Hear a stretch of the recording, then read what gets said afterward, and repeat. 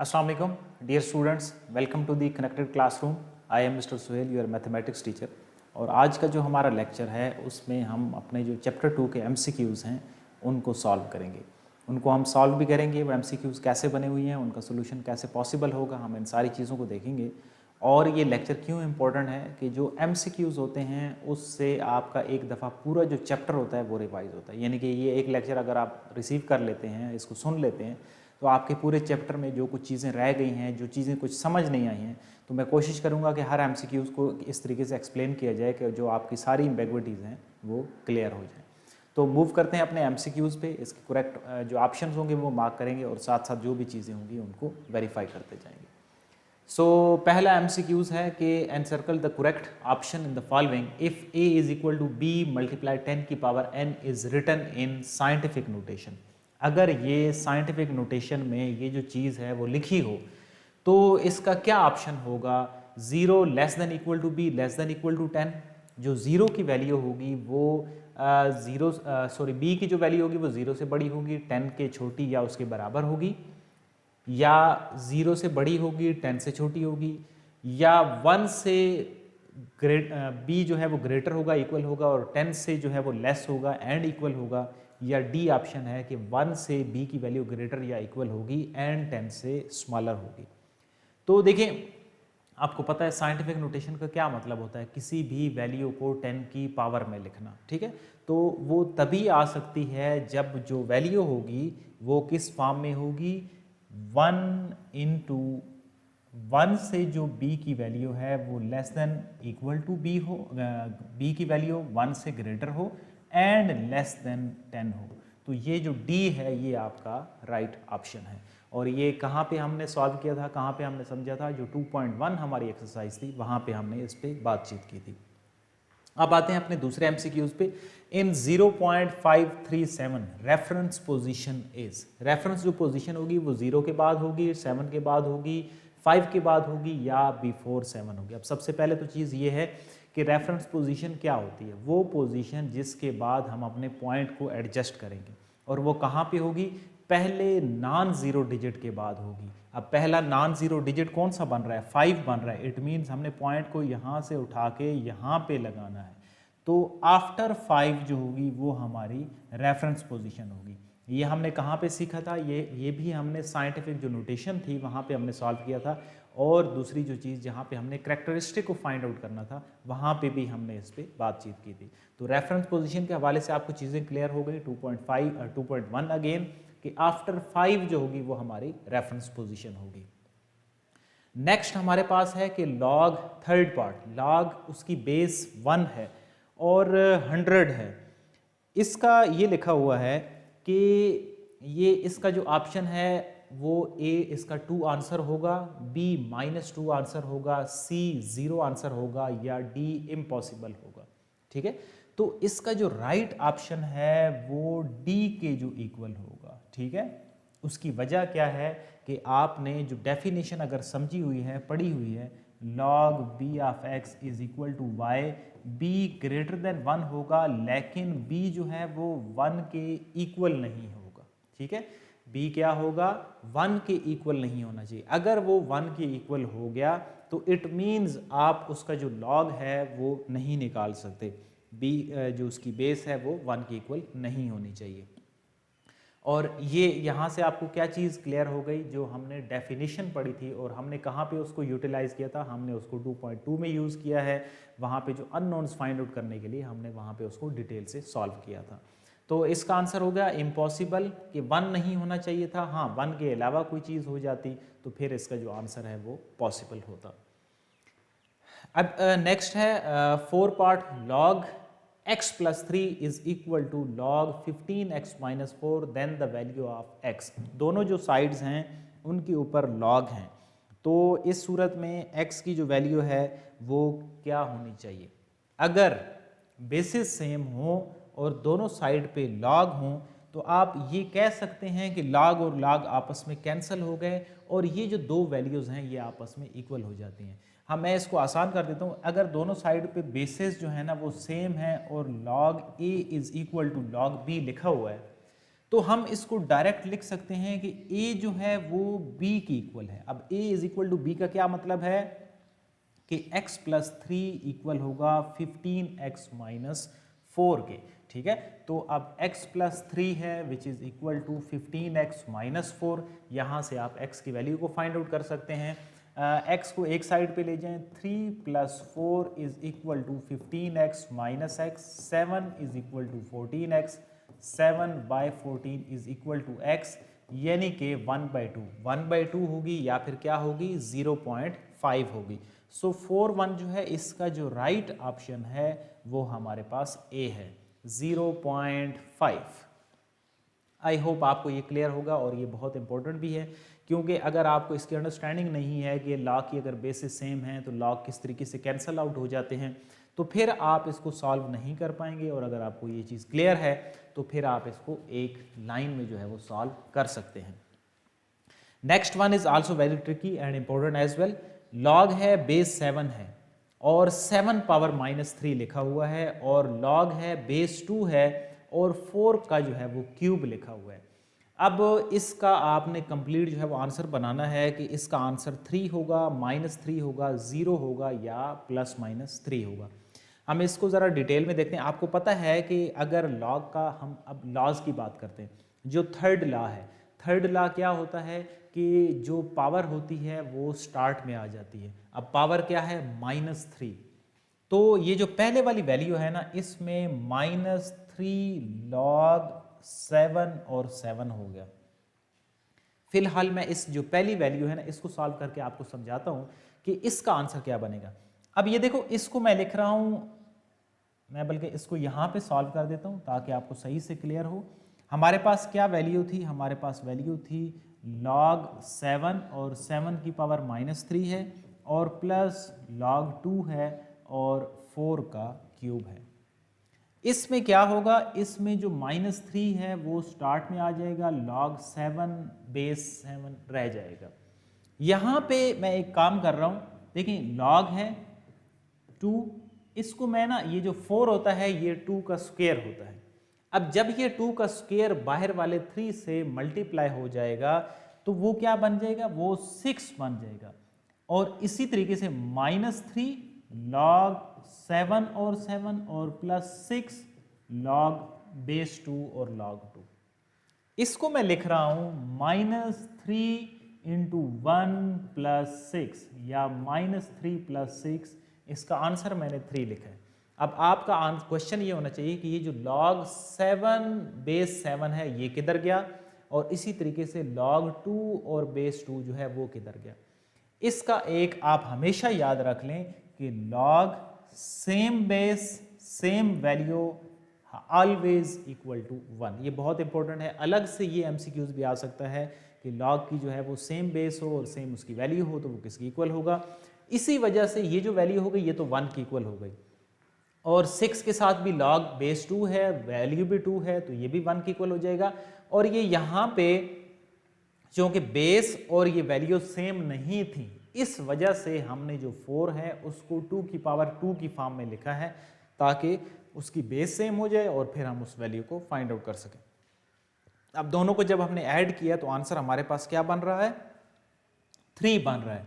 It means हमारे पास A जो है वो हमारा राइट ऑप्शन है।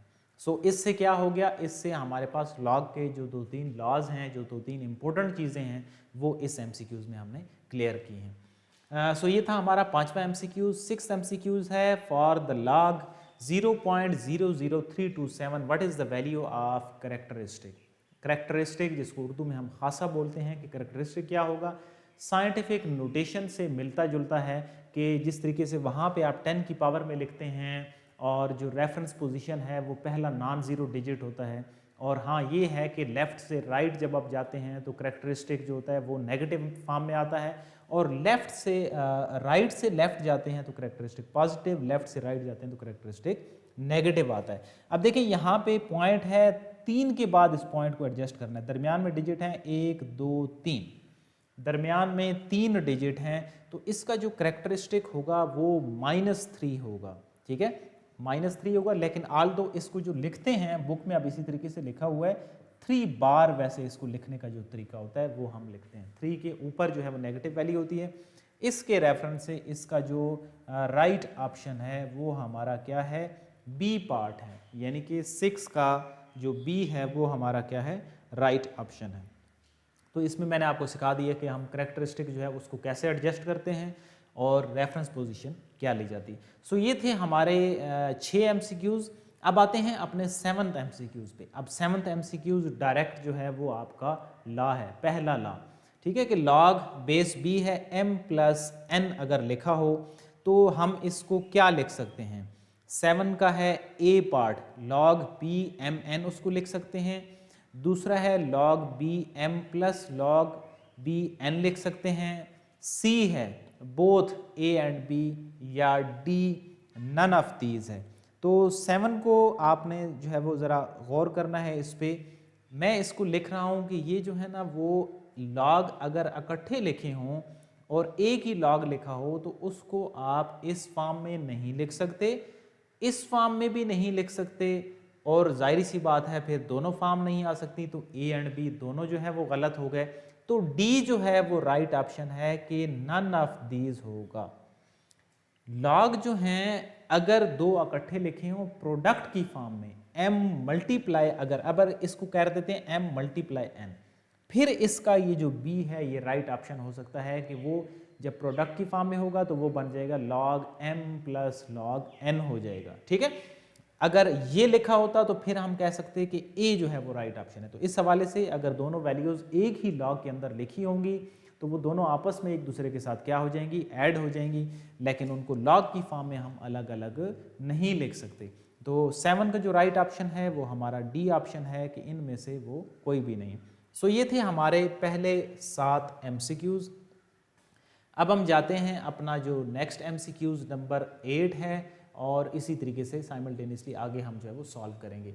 यहाँ पे लिखा हुआ है 8 log b, और b जो है वो बेस है, g जो पावर है उसकी h लिखी हुई है।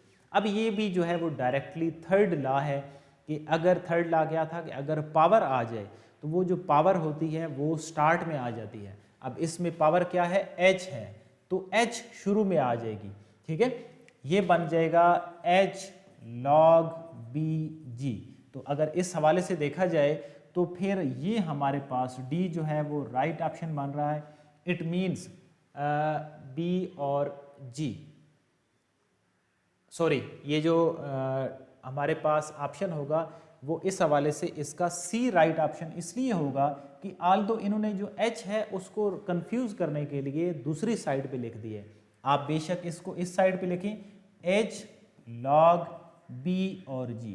ये जो d है ये इसलिए नहीं होगा कि उसमें उन्होंने बेस को और वैल्यू को शिफ्ट कर दिए। तो ये जो MCQs है ये किस हवाले से बहुत ही स्ट्रांग MCQs है कि बहुत सारे जो स्टूडेंट होंगे आपने यही देखा होगा कि ये जो पावर होती है ये शुरू में आ जाती है, आपको पावर शुरू में नज़र आई, आगे आपने वैल्यूज़ पे ध्यान ही नहीं दिया तो आप D को मार्क कर देंगे। लेकिन अगर आप गौर करेंगे तो ये जो बेस और वैल्यूज़ हैं ये यहाँ पे शफल हुई हैं। बेस और जो वैल्यू है वो वैसे कि वैसे इंटैक्ट ही रहेगी, BG है तो वो वही रहेगा, सिर्फ जो पावर होती है वो स्टार्ट में आ जाती है। तो पावर स्टार्ट में आ गई, इसको बेशक h को लेफ्ट साइड पे मल्टीप्लाई करा दें, राइट साइड पे मल्टीप्लाई करा दें, उससे कोई फ़र्क नहीं पड़ेगा। h log b और g इसका राइट ऑप्शन है, यानी कि c इसका राइट आंसर हो गया। इसको हमने मार्क कर दिया। ये है हमारा 8th MCQs। अब हम जाते हैं अपने MCQs नंबर 9 पे। 9 MCQs है जिसमें log bm minus log bn। अब ये कौन सा है, ये डायरेक्टली हमारा सेकंड लॉ है। मैंने पहले भी आपको कहा था कि अगर एक MCQs की पूरी आप एक्सरसाइज कर लेते हैं तो उससे जो चैप्टर होता है वो 90 से 95% रिवाइज हो जाता है, उसमें बहुत सारी चीज़ें सारी रिपीट हो जाती हैं, तो वो आपकी क्या हो जाती है, अच्छी प्रैक्टिस हो जाती है। अब इसमें क्या है, लॉग की जो वैल्यूज़ हैं वो नेगेटिव फॉर्म में हैं। अगर वो नेगेटिव फॉर्म में हो तो इट मीन्स यहाँ पे अब दूसरा जो लॉ है वो यूटिलाइज हो रहा है कि इसकी जो कंपोजिट फॉर्म होगी वो क्या बनेगी। अब इसमें भी आपने ध्यान देना है। देखिए अब b है ना, b पे थोड़ा सा लिखा हुआ है कि log b m over n, और जो पहला है उसमें लिखा हुआ है log b m over log b n। और इसी तरीके से जो लास्ट वाला ऑप्शन है वो भी इसी से मिलता जुलता लिखा हुआ है, तो इसमें ये भी ऑप्शन नहीं होगा। इसी तरह ये दोनों अलग अलग लॉग नहीं होंगे, बल्कि एक ही वैल्यू होगी log b m dividing by n, ना कि ऊपर का लॉग अलग नीचे का लॉग अलग, ठीक है, या आगे वाला जो है वो उसमें उसने बेस नीचे वाली वैल्यू को ऊपर लिख दिया। तो इस हवाले से ये बहुत इंपॉर्टेंट है कि एक ही लॉग आएगा, तो इसका जो राइट ऑप्शन होगा वो हमारे पास बी होगा, ठीक है। कुछ स्टूडेंट इसमें ए को भी मार्क करेंगे कि लॉग जो है वो डिवाइड की फॉर्म में हो तो उसको हम सब्ट्रैक्शन की फॉर्म में लिख सकते हैं, लेकिन वो आपने नहीं करना, क्योंकि दो लॉग नहीं आएंगे, लॉग जो होगा वो एक ही होगा। अब ये जो लॉग है ये इक्वल होगा log b m minus log b n के इक्वल होगा, ठीक है। सो अब हम आते हैं अपना जो 10th MCQs है, अगेन वेरी इंपॉर्टेंट, इस पे हम मूव करते हैं। और ये जो हमारा 10 MCQs है इसमें हमारे पास लिखा हुआ है log √10 और 100 पावर 2 इज, ठीक है। अब इस पे क्या है, इस पे हम जो है वो अपना जो फोर्थ लॉ है चेंज ऑफ बेस का जो लॉ है वो यूटिलाइज करते हैं कुछ, और फिर उसको सोल्यूशन बनाते हैं कि इसमें ये जो पूरा लॉ है ये किसके इक्वल होगा। तो वो क्या था, वो लॉ ये था कि log 100 का स्क्वायर डिवाइडिंग बाय आ जाएगा log √10 आ जाता है, ठीक है। अब इसमें कौन सा हमने लॉ यूज कर लिया, चेंज ऑफ बेस वाला जो फोर्थ वाला लॉ है वो भी हमने यूटिलाइज कर लिया। अब हम इसकी सिंप्लीफिकेशन करते हैं। अब सिंप्लीफिकेशन कैसे पॉसिबल है, पावर मैक्सिमम बना रहे कितनी बन सकती है। अब पावर क्या बन सकती है, 100 है, 100 क्या हो सकता है, 100 तो 10 की पावर 2 हो सकता है। अब जो 10 की पावर 2 और 2 आपस में क्या हो जाएंगे, 4 हो जाएंगे, log यानी कि 10 की पावर 4 हो जाएगा, और नीचे हो जाएगा log 10 की पावर 1/2, उसकी जो पावर है वो पावर बन जाएगी। अब हमने यहाँ तक जो लॉ है फोर्थ वाला वो अप्लाई कर दिया है, ठीक है, कि आप सिंपली याद रखें कि जो log के सामने वाली वैल्यू होगी वो ऊपर आ जाएगी, जो यहाँ पे वैल्यू होगी वो नीचे आ जाएगी, चेंज ऑफ बेस वाला लॉ लग जाएगा। अब ये जो आगे हम काम कर रहे हैं, आगे हम उसकी सिंप्लीफिकेशन कर रहे हैं, उसको सॉल्व कर रहे हैं। तो ये जो पावर है आपको पता है थर्ड लॉ के मुताबिक ये स्टार्ट में आ जाएगी, log 10 हो जाएगा, और इसी तरीके से 1/2 log 10 हो जाएगा। अब यहाँ पे दोनों जो सेम वैल्यूज़ हैं वो आपस में कैंसल आउट हो गई, पीछे जो बच रही है वैल्यू वो बच रही है 4 डिवाइडिंग बाय 1/2। अब इसकी यहाँ पे जो डिवीजन है उसको भी हम देख लेते हैं ताकि इसमें आपके पास मिस्टेक ना हो। ये इस तरह लिखा हुआ है 4 डिवाइडिंग बाय 1/2, जब ये मल्टीप्लाई की फॉर्म में होगा तो ये 2 डिवाइडिंग बाय 1 हो जाएगा, और 4 2 जार 8 जो है वो इसका राइट ऑप्शन है, मींस जो डी ऑप्शन है वो इसका राइट ऑप्शन होगा। ये भी बहुत थोड़ा सा डिफरेंट MCQs है, थोड़ा सा डिफिकल्ट भी है, और इसमें हमने कौन सा लॉ यूज़ किया है, फोर्थ वन जो है वो यूज़ किया है। और एक्सरसाइज की अगर हम बात करें, जब हम क्वेश्चन सॉल्व कर रहे थे तो वहाँ पे हमने एक्सरसाइज जो 2.2 का एंड वाले 2.3 या 2.5 के जो एंड वाले क्वेश्चन थे वो हमने जो चेंज ऑफ बेस का लॉ था उसके अकॉर्डिंग जो है वो सॉल्व किए थे। तो ये था हमारा इसका 10वां MCQs। अब हम जाते हैं इसके 11th MCQs पे, log 18 इज। अब log 18 है वो किसके इक्वल होगा, 3 log 2 प्लस log 3। अब बेसिकली इसमें जो 18 है उसकी सिंप्लीफिकेशन है कि 18 को पहले आपने सिंप्लीफाई करना है, और फिर वो जो लॉज ऑफ log हैं वही यूज़ हो रहे हैं। तो मैं पहले इनको रब कर दूं ताकि आपको अंडरस्टैंडिंग अच्छी हो। 11th MCQs log 18। अब आपने क्या करना है, 18 की जो सिंप्लीफिकेशन है वो आपने करनी है, 2 9s आर और फिर 3 3s आर। तो ये हमारे पास वैल्यू बन रही है, 2 है और 3 का स्क्वायर है, मींस ये जो वैल्यू है log 18 क्या है, 2 है और 3 का स्क्वायर है। इससे नेक्स्ट स्टेप में क्या होगा, log 2 होगा प्लस log 3 का स्क्वायर होगा। ये हमने कौन सा लॉ लगाया है, प्रोडक्ट से एडिशन वाला लॉ लगाया है। पहला जो लॉ है वो कंप्लीट हो गया। अब अभी भी ये कंप्लीट सिंप्लीफाई नहीं हो रहा, तो इसको हम लिख देते हैं log 2 प्लस 2 log 3। अब ये जो ऑप्शन है ये आप इसमें से चेक कर लें कि वो कौन सा है। पहला 3 log 2 प्लस log 3 गलत, दूसरा log 2 plus 2 log 3 means B जो है वो राइट ऑप्शन है। थर्ड में क्या है, 3 log 3 बिल्कुल गलत, और फोर्थ वन है 2 log 3 प्लस 3 log 2, 2 log 3 भी नहीं आएगा और 3 log 2 भी नहीं आएगा, तो एक ही हमारे पास राइट ऑप्शन है and that is B option. ठीक है, तो इसमें कौन से लॉ हमने यूज़ किए हैं? बेसिकली यहाँ पे भी हमने दो जो लॉज हैं वो यूटिलाइज किए हैं, एक प्रोडक्ट से एडिशन वाला और दूसरा यहाँ पे एंड पे हमने पावर लॉ जो है वो यूज़ किया है। अब जो 12th MCQs है, 12th MCQs इसी का इन्वर्स है कि 11th MCQs में कंपोजिट फॉर्म थी, हमने उसको ओपन फॉर्म में लिखा है। जो 12 MCQs है ये ओपन फॉर्म में लिखा हुआ है, हमने इसको क्लोज्ड फॉर्म में लिखना है। तो अब इसमें मैंने पहले 11th को रब कर दिया ताकि आपको 12 समझा सकूं।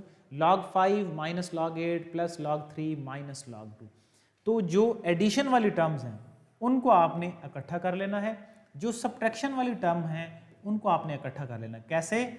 log 5 plus log 3 minus log 8 और माइनस log 2, ये हमने वैल्यूज इकट्ठी कर ली।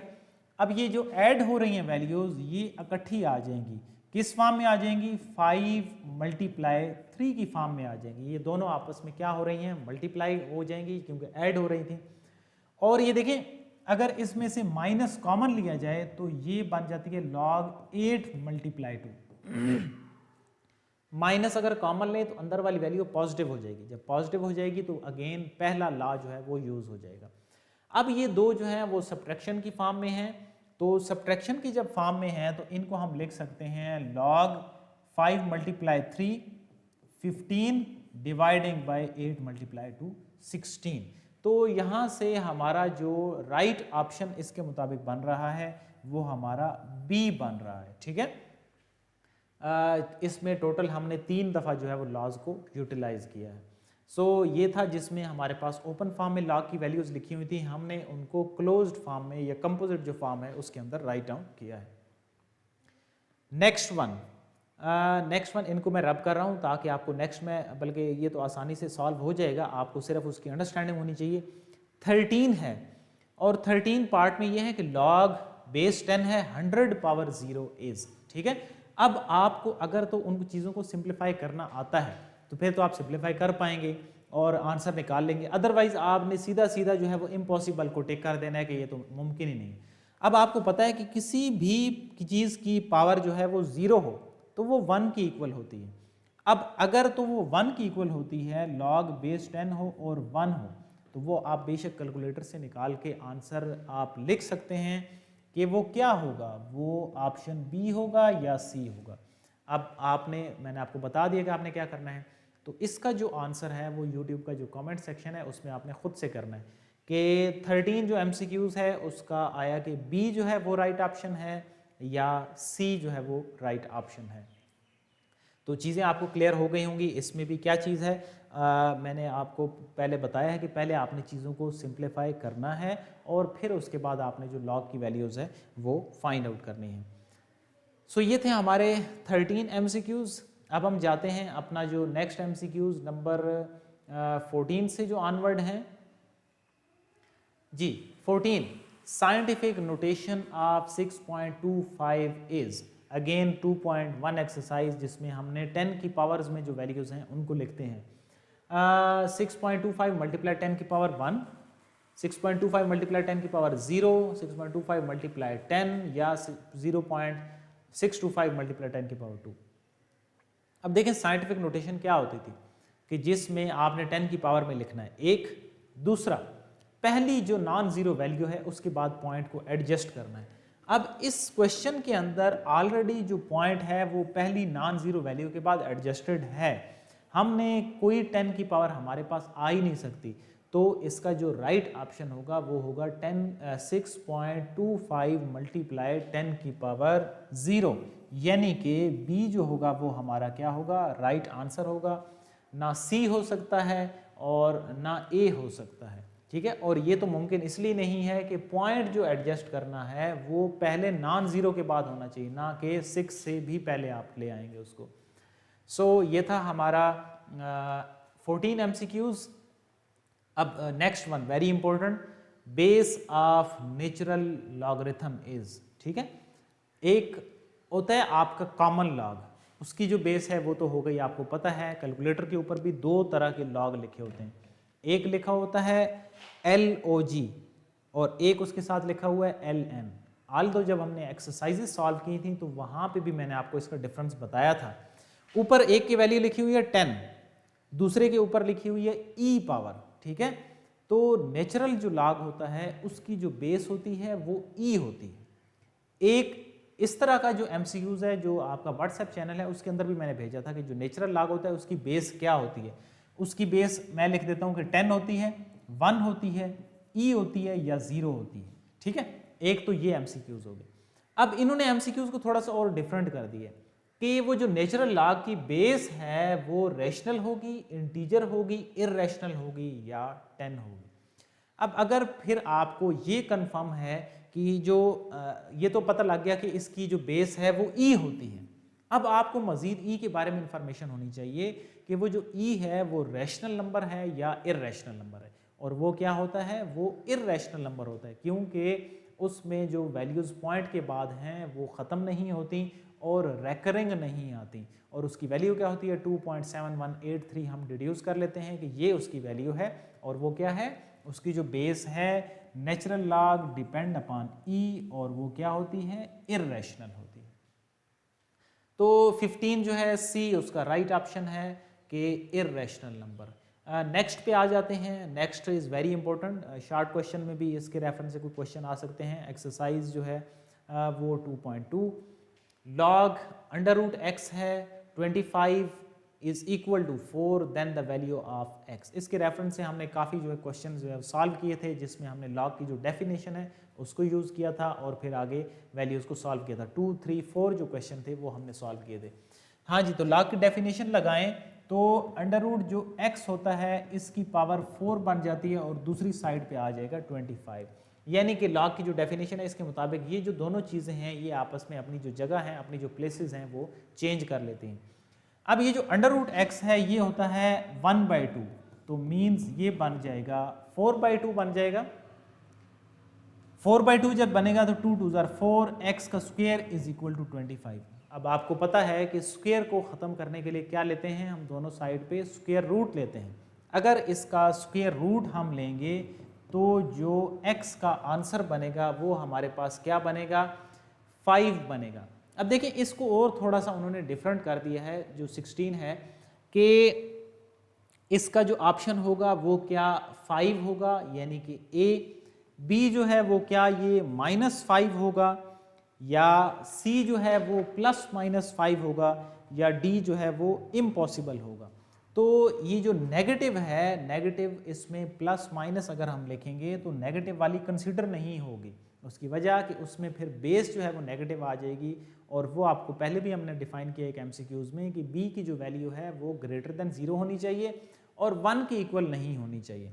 तो इसका जो राइट ऑप्शन है वो सिर्फ और सिर्फ A बच जाता है। अब ये भी कैसे आपको क्लियर होगा, अगर आपको उसकी लॉग की जो डेफिनेशन है वो प्रॉपरली क्लियर होगी तो फिर आप इस MCQs को राइटली मार्क कर सकते हैं। नेक्स्ट हमारे पास जो 17 MCQs है उसमें क्या है, log under root B base है 100⁴ है, dividing by log under root B है और 10 है। इससे रेफरेंस से भी हमने एक MCQ सॉल्व किया है। इसमें आपने ये करना है, ये इस तरह लिखा हुआ है 10⁴ है, अंडर रूट बी बेस है, dividing by log B under root base है और 10 है।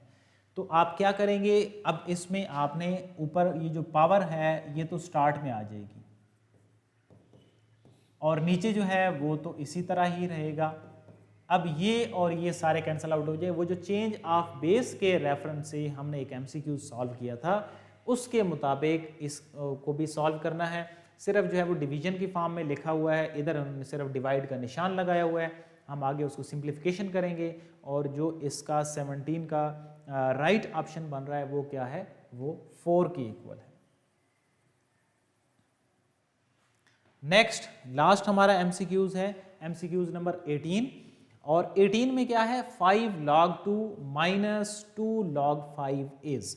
अब ये भी क्या है, ये भी ओपन फॉर्म में लिखा हुआ है, हमने इसको क्लोज्ड फॉर्म में लिखना है, यानी कि इस पे कौन से कोई लॉज लग रहे हैं लॉग के वो आपने लगाने हैं और फिर उसको लिखना है। तो ये देखें पहले पे बन जाएगा log 2 होल पावर 5 बन जाएगा। ये तो पहले हम पावर लॉ लगा रहे हैं, log 5 की पावर 2 बन जाएगी। ये जो पावर्स थी शुरू में, इनको हम उनकी पावर की फॉर्म में ले गए हैं। एक तो ये काम हो गया। फिर दूसरी चीज़ क्या है कि अब यहाँ पे अगेन कौन सा लॉ लग रहा है, डिवीजन वाला। log 2 5 है, डिवाइडिंग बाय 5 2 है। तो यहाँ पे हमने कौन सा लॉ इस्तेमाल किया है, सेकंड वाला, जिसमें हमारे पास अगर नेगेटिव की फॉर्म में वैल्यूज़ लिखी हों तो हम उनको डिवाइड की फॉर्म में लिख सकते हैं। अब बहुत सारे जो स्टूडेंट हैं वो बी जो ऑप्शन है वो भी मार्क करेंगे और सी, इन दोनों में से ज़्यादा मार्क करेंगे, बी और सी। जो राइट ऑप्शन है वो है हमारे पास सी। इसके रेफरेंस से भी हम एक एमसीक्यूज पहले सॉल्व कर चुके हैं कि जो डिवीजन की फॉर्म में अगर हम लॉग को लिखेंगे तो लॉग जो होगा वो एक ही दफ़ा आएगा, वो 2 दफ़ा नहीं आएगा, और इसके गिर्द ब्रैकेट होगी, यानी कि ये दोनों जो वैल्यूज़ होंगी वो एक ही लॉग के अंदर आएंगी। ये जो बी एमसी पार्ट होगा, बी इस हवाले से फिर गलत हो जाता है, जिसमें ऊपर भी लॉग है नीचे भी अलग लॉग है, तो वो एक ही लॉग के अंदर आएंगे। सो ये थे हमारे डिटेल में एमसीक्यूज़। आई होप कि आपको चीज़ें क्लियर होंगी और आपने साथ साथ खुद से भी इन चीज़ों को सॉल्व किया होगा। अगर आप ये एक्सरसाइज जो है वो अच्छे से सॉल्व कर लेते हैं और इस लेक्चर को कंप्लीट कर लेते हैं तो आपका एक तो चैप्टर रिवाइज हो जाएगा, दूसरा इस चैप्टर के रेफरेंस से जो भी मुश्किल तरीन भी एमसीक्यूज़ आएंगे आप उनको क्लियर कर पाएंगे। एक दो स्टूडेंट ने यूट्यूब का जो कमेंट सेक्शन था उसमें एक्सरसाइज के बारे में पूछा था, चैप्टर जो 2 था उसकी एक्सरसाइज के बारे में, कि वो जो चैप्टर 2 है उसकी जो एक्सरसाइज है वो कहाँ से मिलेगी। तो उस हवाले से मैंने आपको बता दिया है कि ये पूरा जो लेक्चर है इसमें हमने एमसीक्यूज़ को ही सॉल्व किया है। आपने क्या करना है, 1 से 2 एमसीक्यूज़ मैंने लेफ़्ट कर दिए हैं कि आपने उसमें से राइट ऑप्शन बताना है। यूट्यूब का जो कमेंट सेक्शन है, मज़ीद हमारा जो व्हाट्सएप चैनल है उसको ज्वाइन कर लें, उसमें डेली बेसिस पे आपके जो एमसीक्यूज़ को शेयर किए जाते हैं हर सब्जेक्ट के हवाले से, और वो कौन से एमसीक्यूज़ होते हैं उसी जो टॉपिक दिन में आप पढ़ते हैं उसी के रेलिवेंट जो वो एमसीक्यूज़ होता है, तो ताकि आपको चैप्टर की कुछ हद तक रिवीजन हो सके। सो ये थी आज की हमारी क्लास। नेक्स्ट जो हमारी क्लास होगी उसमें हम चैप्टर नंबर 3 जो होगा वो अपना स्टार्ट करेंगे। अपना ख्याल रखें और पढ़ते रहें। अल्लाह हाफ़िज़।